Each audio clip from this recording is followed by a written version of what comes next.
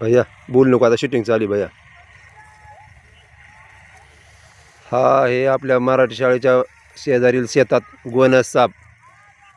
लहान लेकरांना जपून सोडा, लहान लेकरांची काळजी घ्या.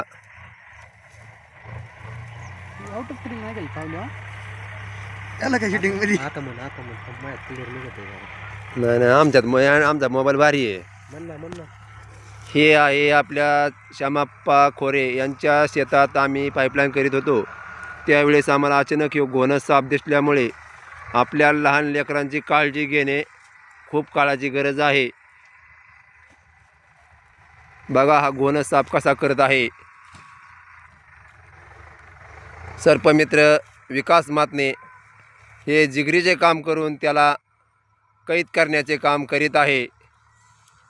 ह्या सर्पमित्राला धन्यवाद. आम्ही कॉल केल्यानंतर 1-2 मिनिटातच इथे आलेले आहेत.